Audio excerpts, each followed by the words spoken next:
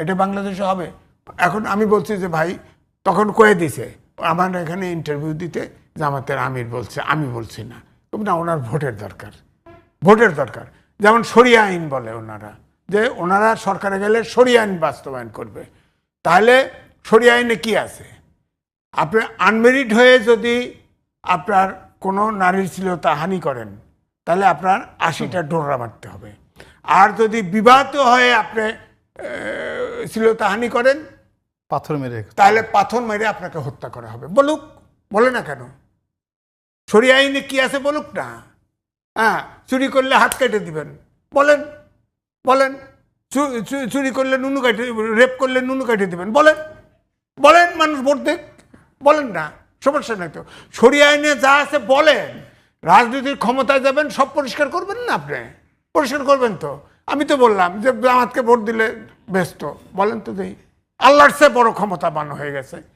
আল্লাহ নাই, মুসলমান আল্লাহ নাই। আল্লাহ দোজক বানাইছে, ব্যস্ত বানাইছে, বিচার করবে, আপনারে দোজকে দিবে, আমারে বেচতে দিবে, বা আমারে দোজকে দিবে, আপনারা বেচতে দিবে। এখন জামাতের ভোট দিলেই ব্যস্ত পাওয়া যায়, বলেন তো? যে এই কথা কইছে সে খাড়ার উপরে তার দোজক স্যাংশন হয়ে গেছে, পার্মানেন্ট দোজক স্যাংশন হয়েছে। তো সুতরাং রাজনীতি পরিষ্কার করেন। এখন যেটা বলছেন, রনি ভাইকেও বলেছেন, শোনেন, আমার তো আজিজ ভাই বাংলাদেশের যে সংবিধান, নির্বাচনী ব্যবস্থা, গণতন্ত্র, এগুলো মেনেই রাজনীতি করছে। শরিয়া আইন তার বাস্তবায়ন করবে, মেনে কেমনে বলছে?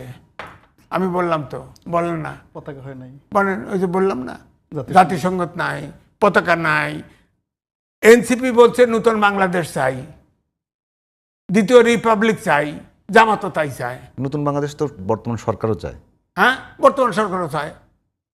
তো কি এ তো আইসে, এই জন্যে যখন বলছে না, প্রেস সেক্রেটারি বলে দিল না ডিসেম্বরের ভিতরে সকল নির্বাচনের আয়োজন শেষ করবে, তখন ওই সামান্তা আছে না, এনসিপির নেত্রী, সে বলছে ও তার মামলা উঠায় নিয়ে সংস্কার বাদ দিয়ে চলে যাবেন, এত সহজ না, বলছিল তো। এইটা হলো মনের কথা। অর্থাৎ ইউনূস সাহেবের 6 মাসের জেল ছিল এবং 2টা দুর্নীতি মামলা ছিল, 3টা। উনি ক্ষমতায় বসে এগুলোকে প্রত্যাহার করেছে। এটা নৈতিকভাবে এটা পারে? একটা বিশ্ববিখ্যাত লোক করছে তো, হ্যাঁ করছে তো। তারপরে তো অনেক কিছু করে ফেলছে, সব তার পক্ষে, সার পক্ষে।